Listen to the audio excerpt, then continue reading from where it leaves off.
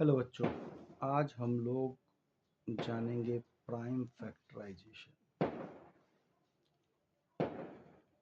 तो prime factorisation क्या होता है?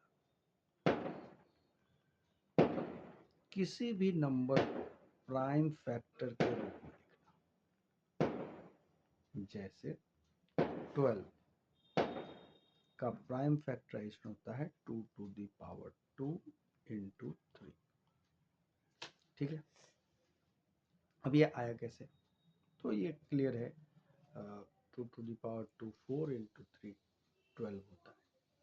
प्राइम नंबर्स के फॉर्म में जितने भी नंबर्स हैं, कंपोजिट नंबर्स, वो प्राइम फैक्टर्स के रूप में लिखे जा सकते हैं। यही है fundamental theorem of arithmetics.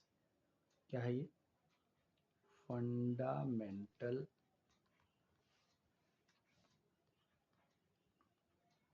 Theorem of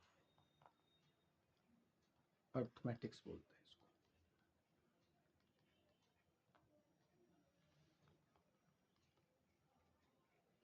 ठीक है ना? तो fundamental of theorem of arithmetics हमारे फर्स्ट चैप्टर रियल नंबर्स का एक पार्ट है। क्लास 10th के लिए बहुत ही इम्पोर्टेंट है ये। इस पे हमारे सवाल आते हैं एलसीएम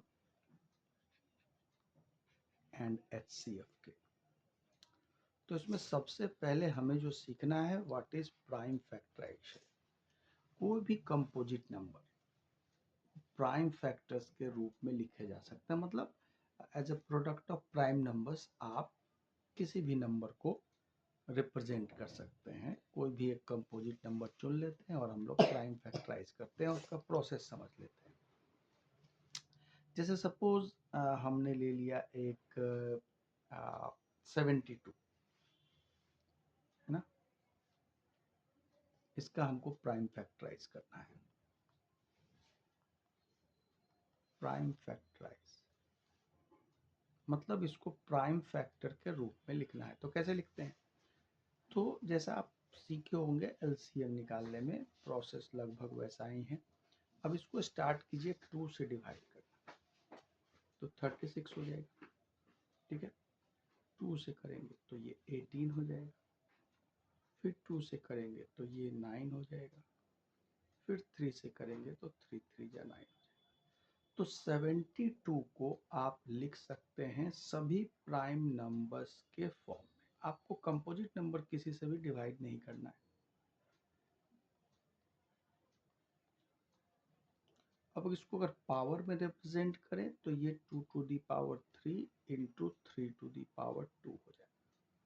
इसी को कहते हैं प्राइम फैक्टराइजेशन, और यही है फंडामेंटल थ्योरम ऑफ अर्थमेटिक्स। इसमें क्या होता है, स्टेटमेंट क्या है, कभी कभी स्टेटमेंट पूछ देते हैं what is fundamental theorem of arithmetics या state fundamental theorem of arithmetics.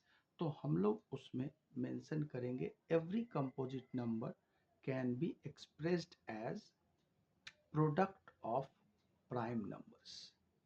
ठीक है, थैंक यू।